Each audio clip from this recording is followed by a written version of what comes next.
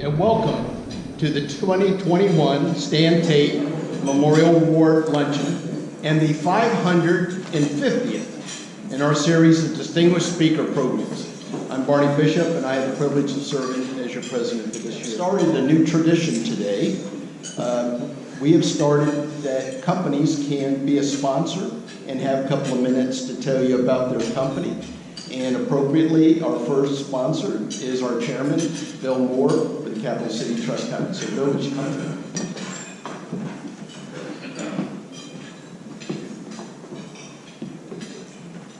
Thanks, Barney. The club's expenses have gone up, and we need to have sponsors to come to our luncheons and help us so that we don't have to raise our dues. And as a banker, I wanted to make sure that we balanced our budget, so I said, let's have a sponsorship. And I'll be the first sponsor. I'll be the guinea pig. So I'm the guinea pig, Capital City Trust Company. We invest and we administer and we distribute for people. That sounds very simple, but we save a lot of families' heartaches. We do the wishes of the grantor, and we're local. Ben Bowersox, who is on my team as a wealth advisor, is one of our members, as well as Seth Clark, who is a member who is not here today, but he is our senior portfolio manager. And as I said, we are local. We have a team of 5 people here in Tallahassee. We also have somebody in Gainesville and somebody down in Spring Hill. But we're happy to help. We help families, and we're glad to be your first sponsor of the Economic Club. Enjoy the day. So now I'd like to introduce Marjorie Turnbull. Marjorie Turnbull is going, as the immediate last recipient of our StanTait Award, is going to introduce our award winner today. But Marjorie is a past president and a club chair. She is the former executive director of the Tallahassee Community College Foundation. She served with distinction on the county commission and on the Florida House of Representatives. And she is somebody that we treasure on our board, and we're so pleased that she's going to be able to present this award to our new award winner for this year. Marjorie Turnbull.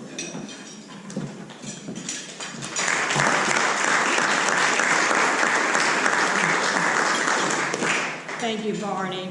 It is truly an honor to be able to stand here and talk about someone that we truly honor.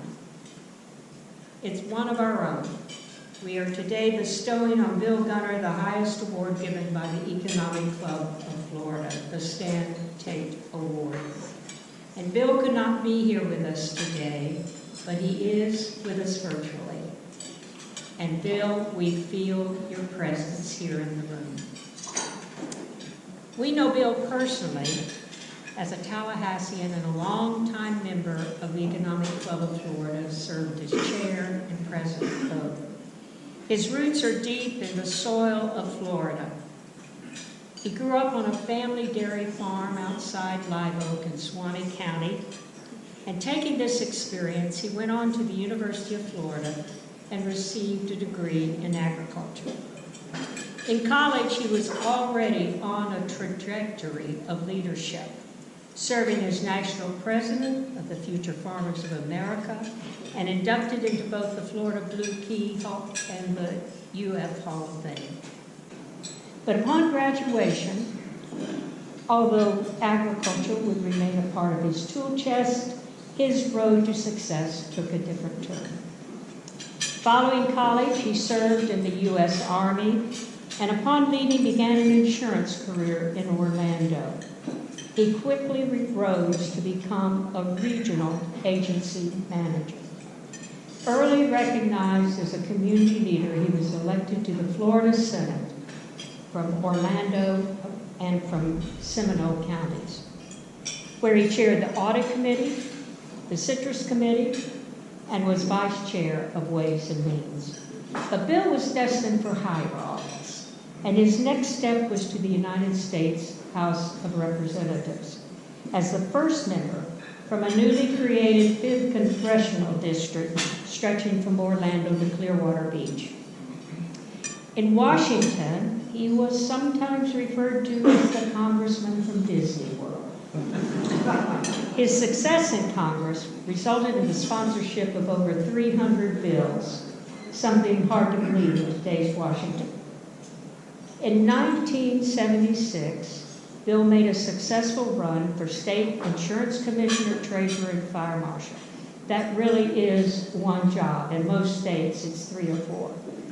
During his term of office, he was regarded as a national leader, elected president of the National Association of State Treasurers in 1981, and president of the National Association of Insurance Commissioners in 1983. And in 1988, he was named the most effective insurance commissioner in the United States. Upon leaving office, Bill joined as a partner in Rogers Atkins Insurance in Tallahassee, now Rogers Gunter Boss Insurance, and currently serves as chairman of the board. It is no surprise that Bill has received award upon award over the years. In 2013, he was designated a Great Floridian by the governor and the Florida cabinet in recognition of his lifelong record of public service. He has received the Stephen O'Connell Distinguished Service Award from the University of Florida for once again his outstanding contribution as an extraordinary public servant. Conservation of the Year from the Florida Audubon Society, State JC's Good Government Award, election to the Florida FFA Hall of Fame, the Boy Scouts Distinguished Citizens Award, the American Legion Boy State Distinguished Alumnus Award. The list goes on and on. But all those accolades and awards and recognitions are inadequate in telling what we know about Bill Gunter. He is a man of great integrity. We know that whenever he took a position, action, or stand in public office, it was for the greater good and not for self-aggrandizement. He is the sort of man that you feel comfortable having a cup of coffee with, despite his greatness. Someone who always considers the feelings of others and listens attentively, even if he disagrees. And always with a smile, warm and engaging. He is the kind of public servant who engenders honor and respect, the kind of person we are proud and grateful to call a friend. On a personal level, he's a devoted family man, happily married to Kathy Atkins Gunter, has 2 daughters, Rachel, Rebecca, 2 sons, Bart and Joel, stepdaughter Melinda, stepson Christopher, and 15 grandchildren. I'd like to ask Bart Gunter to come up and accept the award on behalf of his father.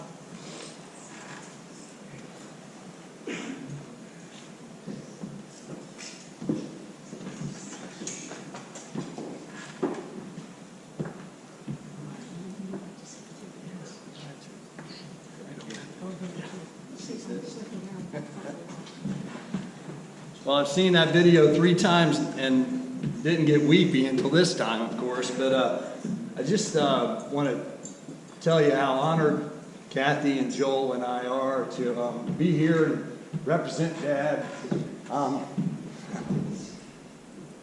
Those of y'all that know him, he hates to miss this. He loves the lunch here. It's free kind of, and he loves being with you. I look out and I see all his friends, and he. Let me tell you, it's a big deal that he couldn't be here. But the reality is, even though fully vaccinated and whatnot, he got COVID, and he was in the hospital for a few days. But he went to rehab, and now he's home. He's been home for a week, and Kathy is getting him back into shape and everything. He did something to his back, and so he can't really stand right now. But I guarantee you, in about a month, he'll be back out here sitting with y'all and being an active part of this club. As I said in the video, the governor I was talking about was Governor Bob Graham, Jim and Mary, and he always said, you know, Bart, he said, your dad always does his homework. He's always prepared, you know, and he said, that's what I've learned from him is to be prepared. And so in that vein, here's Dad's homework and all the things he told me about this award and all the things he's told me about y'all in this club. And I'm not going to go through all of it, but he is watching, and I'm sure he will be critiquing both me and the senator. I'm sure we'll hear. But you know, the importance of this award, it really is a great honor to him. And you know, joining, you know, past recipients like Mr. Robertson and Major Harding and Marjorie Turnbull, you know, as well as Carol Dadisman and his good friend and country boy farmer, Governor Wayne Mixon. You know, that's just a really special recognition. So I wanted you to know how grateful he is for that. And you know, Governor Mixon 20 years ago was the person who recommended him to be a member of this club.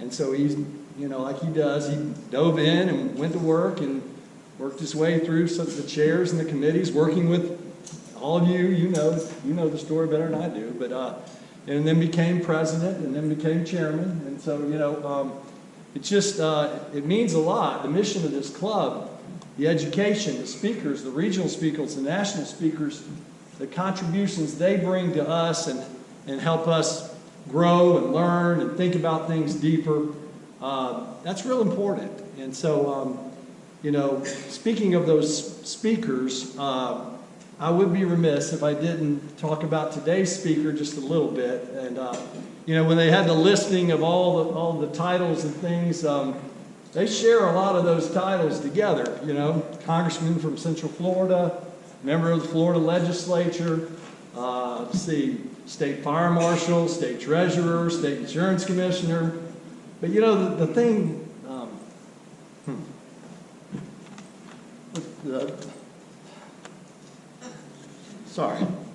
the title they share the most, that's most important to them, is husband and father. And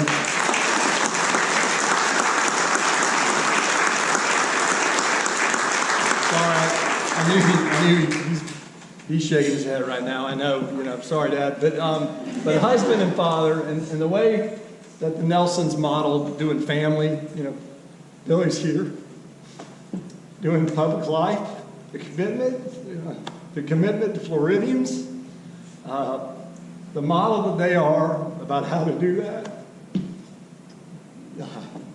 There's a real friendship there for a long time. So the honor of y'all being here is very special to him. And he wrote that down. So I'll wrap this up before I blubber on anymore. But the reality is, for the last 30 years, or 25 of the last 30 years, I've gotten to work with my dad and with Sam Rogers Sr. and Sam Rogers Jr. in our little company. I've gotten to watch him model, you know, how to lead, how to sell, how to work, how to contribute to our economy, how to contribute to our community. You know, what he always said was, you know, do your homework. Do your homework. Be prepared. He said, didn't stop when you left school. Be prepared for that next meeting. Do your homework, you know. And the other thing is he always said, you know, take advantage of the extra credit. You know, that's a freebie. Take advantage. Well, that's what you're doing here today. You know, the Economics Club is extra credit. You're doing something beyond what you normally do and making an investment in yourselves and what you learn and how you think about things and challenging yourself. And that benefits our community. It benefits you personally. It benefits your family. It benefits our community. And that's what makes us a better community, is working on the extra credit. So for all of us, all 15 grandchildren and all us kids and Kathy, thank you so much for honoring our dad, our husband. And it means a great deal to him. And this club means a great deal. Thank you so very much. My pleasure now to introduce the Honorable Bill Nelson. In introducing Administrator Bill Nelson, one might simply proclaim that he is a former three-term Florida United States Senator. Having represented the Sunshine State with distinction in Washington, he's also served 12 years in the nation's capital, representing Florida in the U.S. House of Representatives. Add to that his fierce advocacy on behalf of NASA science and research projects and space exploration throughout his career, it makes perfect sense that the President of the United States would nominate him as the Chief NASA Administrator and that the Senate would approve his nomination unanimously, which is unusual, in a bipartisan vote. That's a very impressive resume by itself. But let me remind you folks that Senator Nelson lived among us here in Tallahassee. He's also served the people of Florida, as Bart indicated, State Treasurer, Insurance Commissioner, Fire Marshal on the Florida Cabinet, member of the House for 6 years. He's been recognized throughout his long public service for leadership and integrity on matters beyond space, including insurance, quality education, reforms, economic development, diversification, modernizing Medicare and affordable health care, upgrading the condition of our military personnel, and he's a veteran himself, fighting for Florida and to save our Everglades, and during his chairmanship of the Senate Committee on Aging, developing legislation to enhance the lives of our seniors. Additionally, we can't forget his enlightened leadership as chairman of the House Subcommittee on Space, referred to by President Kennedy as the last unconquered frontier of our universe. In 1985, Bill went through official NASA training with Senator Jake Garn of Utah. Early that following year, he was the first sitting member, and still today the only, of the U.S. House of Representatives to travel into space as a qualified astronaut on the Space Shuttle Columbia. In reviewing Bill's career, I can't imagine a better qualified, a more experienced, or a better prepared person to commandeer the National Aeronautics and Space Administration than him. What will impact be to Florida and to the nation and the changes in the agency? We're going to hear from him now. So thank you, Administrator Bill Nelson. Appreciate you being here, sir. Thank you so much.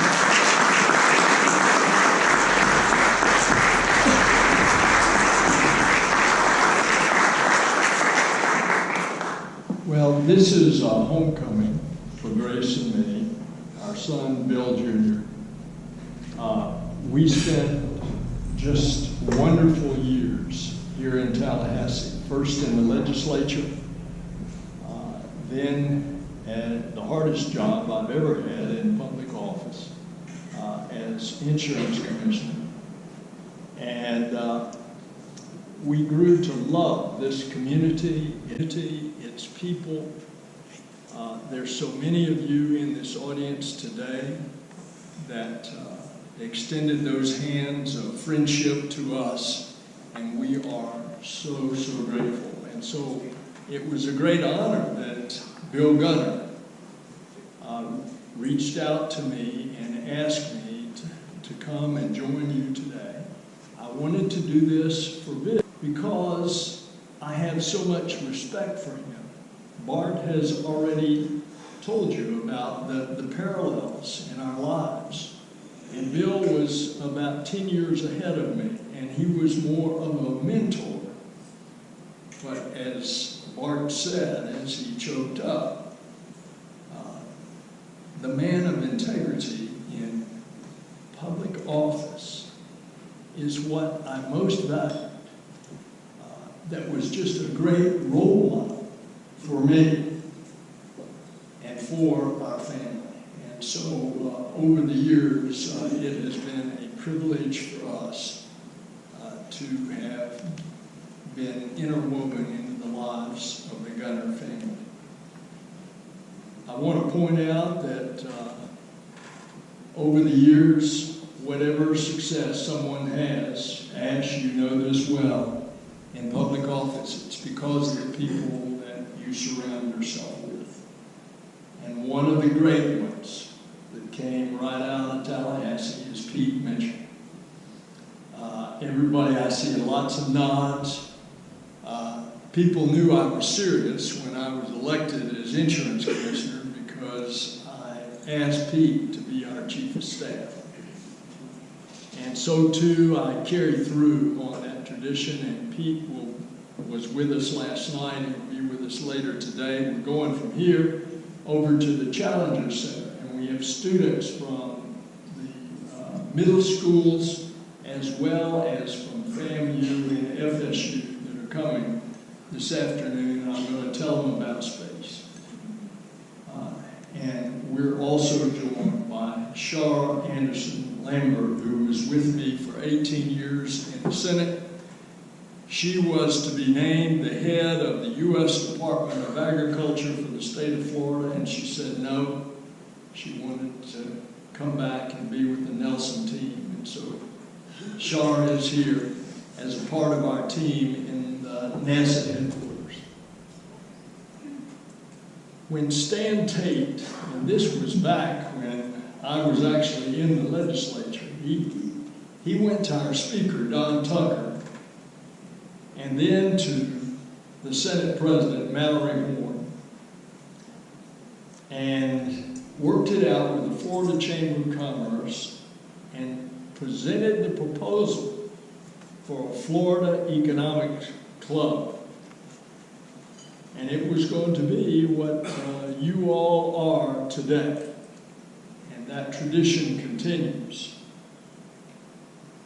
To many Floridians and Americans, look at the political discourse today. Look at the discourse here. The civility, the camaraderie, the bipartisanship. By the way, I might say that that's the same at NASA. It's one of those bipartisan, even nonpartisan islands in a sea of rigid, ugly, highly contentious partisan politics. And because of that, people gravitate to NASA. It's not only the gee whiz stuff that we're doing. Look how people were just so excited when they saw 7 minutes of terror as that rover went through the Martian atmosphere and landed. And then 2 days later, the little helicopter, Ingenuity, flies for the first time on a other celestial body. It's all those gee whiz things, but NASA is something that can unify the country as well as clubs like this.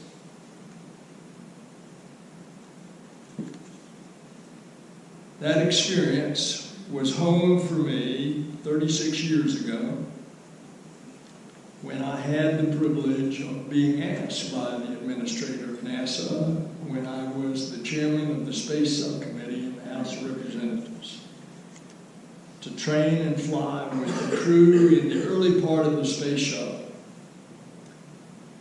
We went through 4 scrubs, any one of which, had we launched, would have been a very bad day. But on the 5th try, almost a month later, launched into an almost flawless mission for 6 days, only to return to Earth, and 10 days later, Challenger launched and blew up 10 miles high in the Florida sky. Space flight is hard. Space flight is risky business, particularly when you put the human in the loop. But human space flight, although it is true that that's what galvanizes the American people until Perseverance and Ingenuity came along, roaming around on Mars. But there's so much else to NASA. On December the 18th, we are going to launch from French Guiana at the French spaceport on an Ariane 5, a very powerful rocket, a $10 billion telescope. That telescope will be positioned 1 million miles from Earth in a neutrally buoyant point, away from Earth on the opposite side of the sun, and it will peer out into not the expanse of space that our present space telescope that is orbiting the Earth looks at that expanse of sky, and you've seen those incredible pictures of the heavens and the disclosure of new galaxies. This one instead is going to appear through a keyhole, and it's going to look back and capture the light from over 13 billion years ago. The light that was emitted about 250 million years after the Big Bang. We, for the first time, are going to see the formation of the first galaxy. We're going to see the formation of the first suns. And we're going to see in those first solar system planets. And we're going to look for an habitable atmosphere. And if we find it, we're going to see what it looked like so many years ago. And what about that can we learn as an origin of how we evolved over time in a planet that ended up being just the right distance from the sun, not too far, not too close, that had a lot of carbon, created an atmosphere that caused things to grow, and has created this planet. When you orbit the Earth every 90 minutes,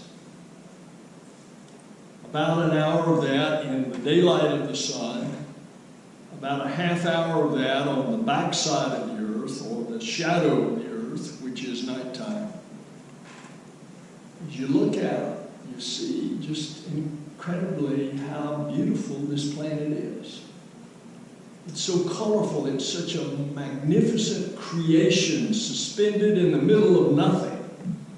And space is nothing. It's this airless vacuum that goes on for these billions of light years.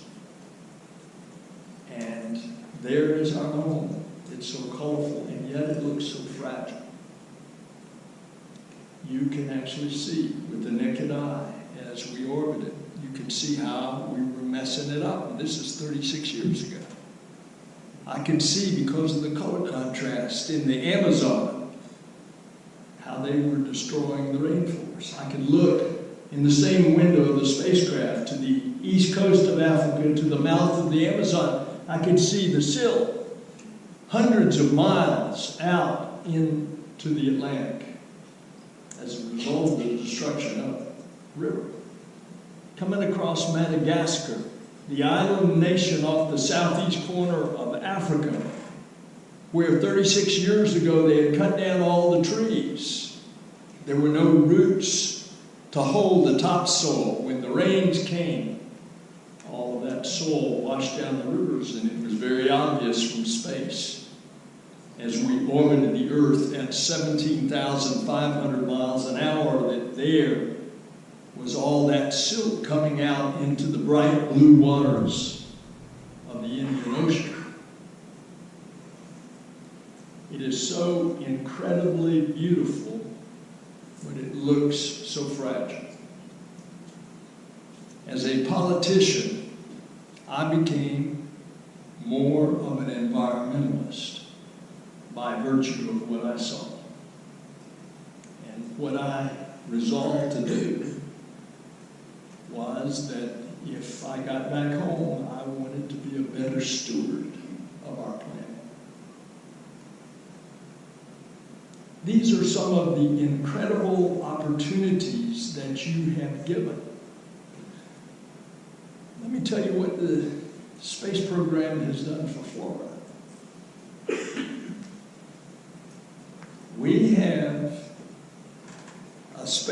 program in Florida that has come to life. Old abandoned launch pads from years ago are roaring to life.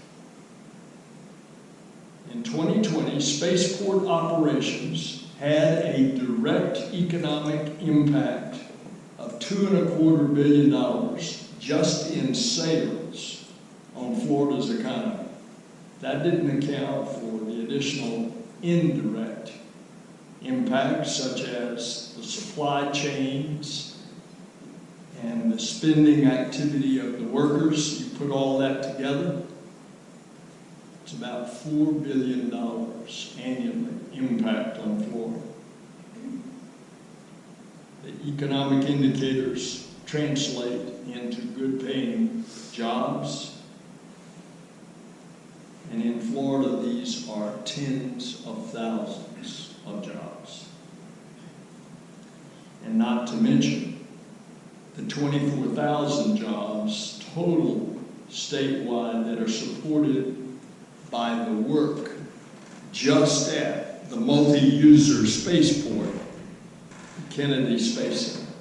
And by the way, the astronaut commander that was the head of the Kennedy Space Center for the last 12 years, I got him to come up as the number 3 at NASA headquarters to join the number 2, who I recommended to the White House, the second only female astronaut commander, Pam Melville.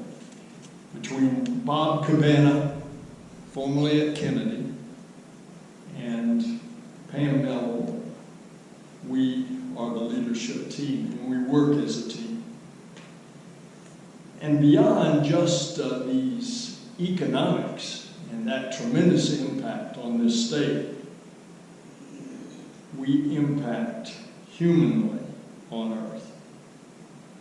We've come through the Apollo generation, when such excitement over half a century ago, where we went to the moon after that famous declaration of a young president that said and took a risk, we're going to the moon and return safely before the end of the decade. America came together. We did it. We beat our nemesis, the Soviet Union. And lo and behold, what came out of that was in 1975, a Soviet spacecraft and an American spacecraft rendezvoused and docked in space. 1975.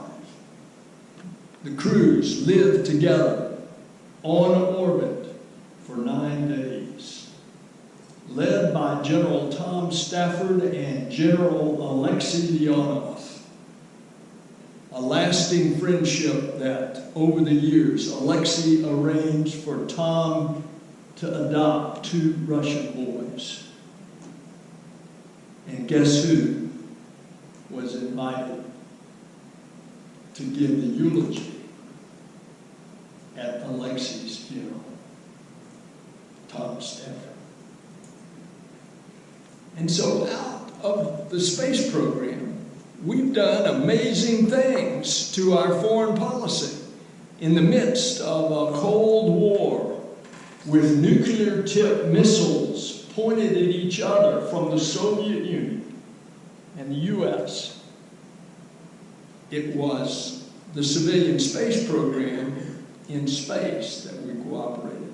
So much so that the International Space Station, on orbit now, about 325 miles up, a space station that is 120 yards long from one goalpost to another, always has a crew of Russians and Americans and a lot of other international astronauts that are doing research and science and engineering. This is what our space program has brought us. And so, now, from that legacy of the Apollo generation. We are going into the Artemis generation. Artemis in Greek mythology was sister to Apollo. And in the Artemis generation, as we go back to the moon to learn to habit the moon, to conduct all kinds of new scientific industry, to do manufacturing, to learn how to live there in a hostile environment in preparation. Late in the decade of the 2030s, we're going with humans to Mars.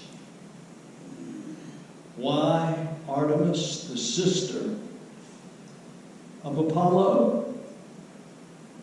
Because we're going to land the first moon lander that will be a woman. And there will also be, in many landings on the moon, the first person of color that will represent the broad diversity of the diverse fabric of America. That rocket, the largest rocket ever, is being stacked in the vehicle assembly building right now. They did their umbilical test in that assembly building yesterday so that it releases, the next time it releases, it will be at ignition, which will be in the first part of next year. 8.8 million pounds of thrust, the largest rocket ever, called the Space Launch System, with its spacecraft on the top, looking retro, like the old capsules. A spacecraft called Orion that will take a crew after this first unmanned mission, test out the rocket and the systems. And then a year and a half, we will send the first crew around the moon in preparation for sending the next crew to lunar orbit, climbing into a lander that is part of our commercial lander program. They will go down, and that will start a series of landings on the moon, about one a year for over a decade. Can you imagine, Mr. Economics Club, the impact that's going to have as we get into the Artemis generation? And so NASA in the 21st century is going to be the catalyst for the growth of a healthy and vibrant commercial space industry, expanding opportunities in low Earth orbit and pushing further to the moon and beyond. We're going to develop cutting-edge space technologies and transformative capabilities. Take, for example, we're going to learn how to take moon dust, regolith to the scientist, and how to mix it with a compound and make cement, and how to build habitats on the surface of the moon as we prepare to go to Mars. We're going to land in another year with a scientific probe and also a preliminary probe that's going to dig around in that regolith on the south pole of the moon. That's where the water is. It's ice. It's so cold on the south pole because of little sunlight. Then we're going there, and we're going to convert that water to rocket fuel, hydrogen and oxygen.